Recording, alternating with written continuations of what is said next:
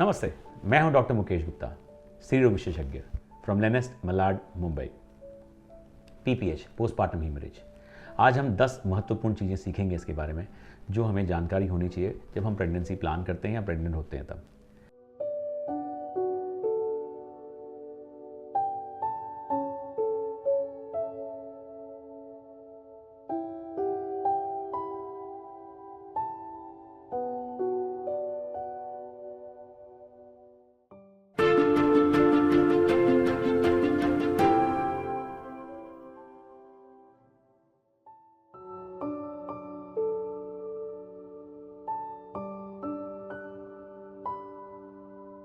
सबसे पहले हम ये समझेंगे कि परिस्थिति है क्या।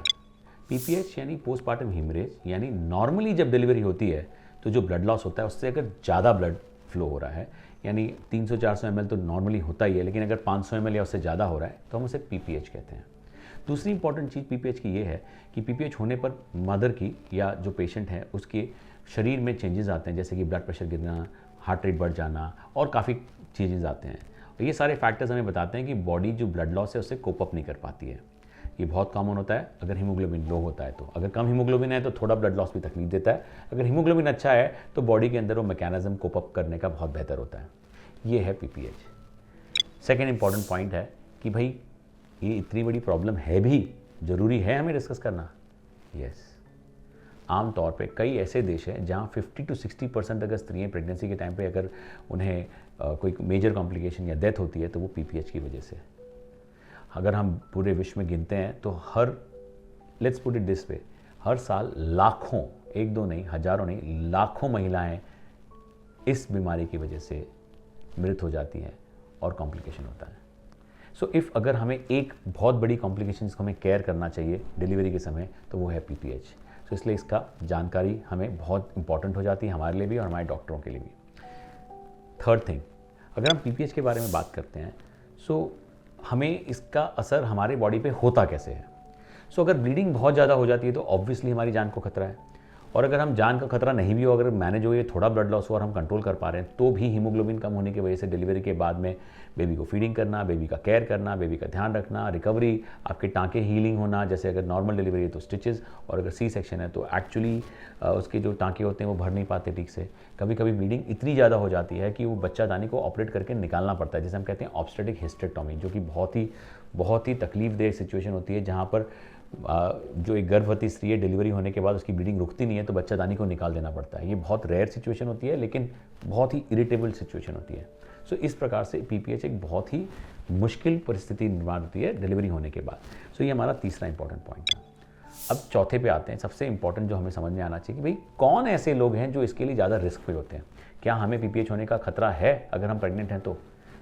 इसका आंसर ये है कि अगर एक लेडी प्रेग्नेंट होती है और उसका हीमोग्लोबिन लो है, या जुड़े हुए बच्चे हैं, या मोर देन 2 चिल्ड्रन है, मल्टीपल प्रेगनेंसी है, या उसके शरीर के वही बच्चादानी के अंदर कोई गांठ है या कोई ऑपरेशन हुआ है, या ब्लड प्रेशर बहुत ज़्यादा है, या किसी कारण से यूट्रस बहुत स्ट्रेच है, बेबी का साइज़ बहुत बड़ा है, बहुत सारी डिलीवरी पहले हो चुकी है, पहले भी अगर हिस्ट्री है पीपीएच होने की, ये ऐसे कई प्रकार के इश्यूज़ होते हैं जिसकी वजह से पीपीएच होने की संभावना ज़्यादा होती है। कभी कभी प्लासेंटा का लोकेशन गलत होता है, नीचे की तरफ होता है, तो उसकी वजह से ब्लीडिंग होने के चांसेस ज़्यादा होती हैं। कभी कभी ऑपरेशन के जो डिलीवरी की प्रक्रिया है उसके अंदर कॉम्प्लिकेशन हो सकती है, यानी प्रोलॉन्ग लेबर, बहुत टाइम तक डिलीवरी का पेन चल रहा है और उसके बाद में पेन डिलीवरी होने के बाद बच्चे का जो सर है अटक गया है, इसे हम कहते हैं ऑब्स्ट्रक्टेड लेबर। ये सारे फैक्टर्स भी रिस्क दे सकते हैं। अब पांचवी चीज़ पे आते हैं कि लेबर रूम में या ऑपरेशन थिएटर में क्या फैक्टर है जिनकी वजह से पीपीएच होने का खतरा ज़्यादा हो सकता है। कुछ फैक्टर्स है जो पेशेंट के फैक्टर्स होते हैं, कुछ फैक्टर्स होते हैं डॉक्टर के फैक्टर्स, कुछ फैक्टर्स होते हैं इंफ्रास्ट्रक्चर के फैक्टर्स। पेशेंट के फैक्टर्स में ये होता है कि ये सारे कॉम्प्लिकेशन जो हमने बताए अगर वो प्री डिस्पोजिंग होते हैं तो उनके चांसेस ज़्यादा होते हैं। दूसरा, कभी कभी हमारे शरीर सब कुछ बराबर है लेकिन शरीर के अंदर जो बच्चादानी को कॉन्ट्रैक्ट करने की क्षमता है वही नहीं होती है, वो ऐसा हो जाता है। कभी कभी डिलीवरी के समय काफ़ी ब्लीडिंग हो जाती है, ट्रॉमा हो जाता है, टेयर हो जाता है, उसकी वजह से हो जाता है। हम हमारी भाषा में 4 उसके निमोनिक्स कहते हैं, 4 T's: T for tone, T for trauma, T for thrombin and T for tissue. Tone मतलब यूट्रस के अंदर, बच्चादानी के अंदर टोन बराबर नहीं हुआ। ट्रॉमा मतलब डिलीवरी के समय टेयर हो गया, सर्विक्स टेयर हो गया, वजाइना टेयर हो गया, या एपिसडोमी की जगह यहाँ कट दिया, वहाँ ज़्यादा ब्लीडिंग हो रही है, या सीजर हुआ वहाँ ज़्यादा ब्लीडिंग हो रही है, तो ये दूसरा हो गया ट्रॉमा। तीसरी चीज़ हो जाती है जिसे हम कहते हैं थ्रोम्बिन, यानी कि जैसे प्री एक्लेम्शिया वाली सिचुएशन होती है जहाँ पर हमारे क्लॉटिंग मैकेनिज्म डिस्टर्ब हो जाता है, जिसकी वजह से ब्लीडिंग हमारी बराबर कंट्रोल में नहीं आती है। हेल्प सिंड्रोम जिसे हम कहते हैं, हीमोलाइटिक एनीमिया के साथ में एलिवेटेड प्लेटलेट होते हैं, उसकी वजह से हो सकता है। एंड लास्टली टिश्यू, यानी कि प्लासेंटा जो नॉर्मली वार होता है, जो बच्चे के साथ में बाहर निकल जाता है, वो अंदर ही अटक के रहेगा, इसे हम कहते हैं रिटेन प्लासेंटा। समटाइम्स पूरा नहीं निकलता है, थोड़ा पार्ट चिपक जाता है, बाकी निकल जाता है, और रिटेन बिट ऑफ प्लासेंटा, जिसकी वजह से ब्लीडिंग नहीं रुकती है।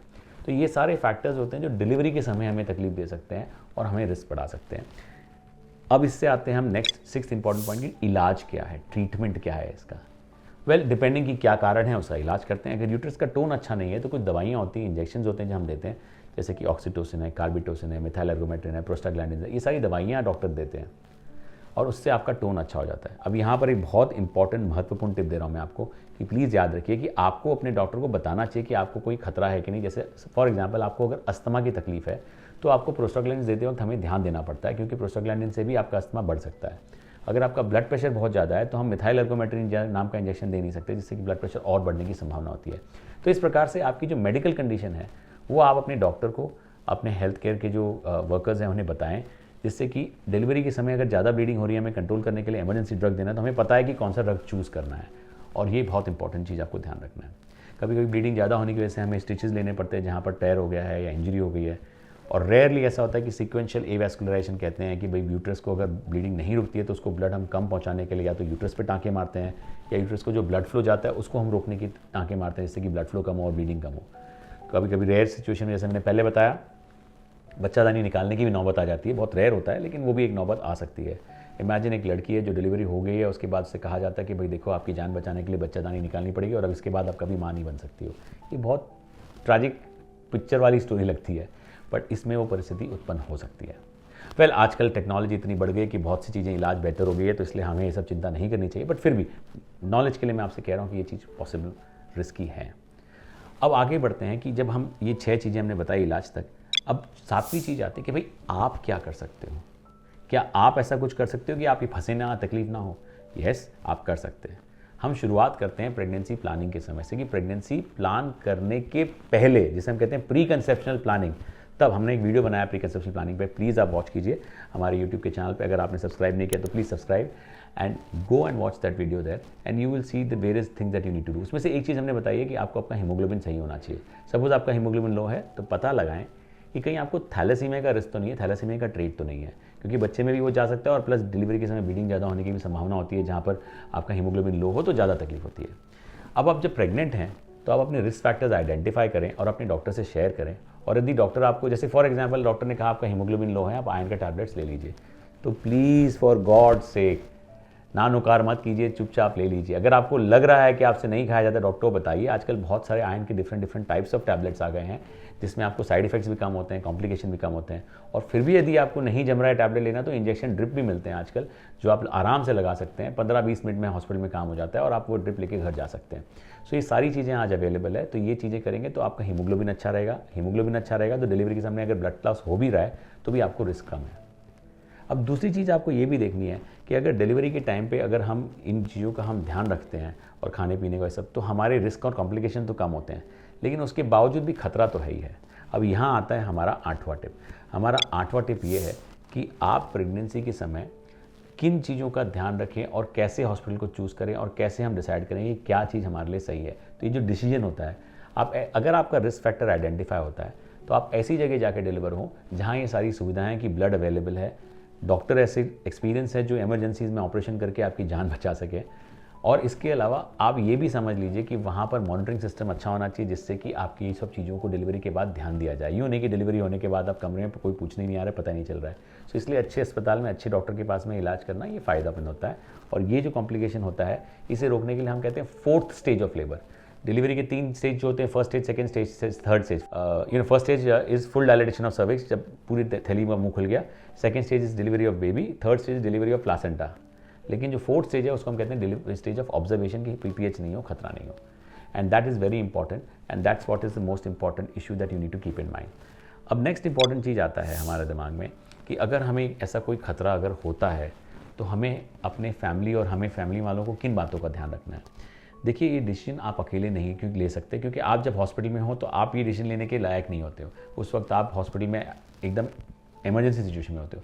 सो आपके फैमिली मेम्बर्स ने इमीडिएटली डिसीजन लेना है और ये डिसीजन आपकी लाइफ के लिए बहुत इंपॉर्टेंट होता है। तो please identify one clause family member, आपके हस्बैंड या आपके पेरेंट्स या आपकी फैमिली, जो आपके उस डिसीजन में देरी ना करें और रिस्क ना लें। क्योंकि हॉस्पिटल्स में उस वक्त हम हमेशा जो ट्रेनिंग करते हैं, हॉस्पिटल में 2 प्रकार की ट्रेनिंग करते हैं, technical and non technical. Technical मतलब क्या दवाइयाँ देनी है, क्या ऑपरेशन करना है। नॉन टेक्निकल मतलब कैसे उस सिचुएशन को हैंडल करना है और इमरजेंसी में कैसे फटाफट एक्शन लें जिससे कि हम कॉम्प्लिकेशन को ना होने दें। हम हॉस्पिटल्स में मॉक ड्रिल करते हैं जिसमें हम हमारी टीम को सब सिखाते हैं कि जब पीपीएच हो तो कौन बंदे की क्या जवाबदारी है और कैसे किन बातों का ध्यान रखना है। लेकिन ये सारे डिसीजन तब होंगे ना जब आपके और आपके फैमिली मेम्बर्स वो डिसीजन के लिए इमीडिएटली कंसेंट देके फास्ट फॉरवर्ड मूव करें। इसलिए बहुत ज़रूरी है कि आपकी टीम पूरी बराबर और परफेक्ट होनी चाहिए। अब आता है आखिरी टिप, द लास्ट टिप, कि भाई लॉन्ग टर्म इम्पैक्ट क्या हो सकता है इसका। लॉन्ग टर्म इम्पैक्ट ये है कि अगर एक बार आपको पीपीएच हुआ है तो अगली बार भी होने की संभावना ज़्यादा हो जाती है नेक्स्ट प्रेगनेंसी में। So you need to be very careful at that time. PPH होने के बाद में हमारे हार्मोन्स में भी चेंजेस आ सकते हैं, हमारे साइकोलॉजिकल और इमोशनल हेल्थ में भी चेंज आ सकते हैं, जिससे कि हमारे बच्चे की केयर करने की क्षमता हमारी कम हो जाती है।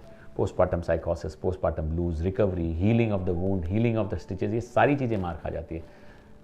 ये एक ऐसी कमजोरी क्रिएट कर दी है हमारे शरीर में कि जब खून ही नहीं है, ऑक्सीजन कैरिंग कैपेसिटी नहीं है, तो हमारा रिकवरी कैसे होगा। सो टू समराइज, लास्ट में मैं यही कहना चाहूँगा कि ये है तो खतरनाक प्रॉब्लम, लेकिन अगर हम सही समय से सही तरीके से इसको हैंडल करते हुए चले जाएं तो इसकी वजह से बहुत ही कम चांस है कि हमें ये चीज़ की वजह से बहुत मेजर कॉम्प्लिकेशन फेस करना पड़े। सो आखिर में यही कहूँगा कि सही जानकारी अगर हमारे पास हो तो हम उसको प्रिवेंट करने के लिए प्लान कर सकते हैं, स्ट्रैटेजी कर सकते हैं, और अगर हम वो कर रहे हैं अपने डॉक्टर से मदद लीजिए, सलाह लीजिए और फॉलो कीजिए जो इंस्ट्रक्शंस हैं उनके। तो एक टीम वर्क की तरह हम काम करेंगे तो हम डेफिनेटली ये बड़ी बड़ी बीमारियों से जीत सकेंगे। Thank you very much.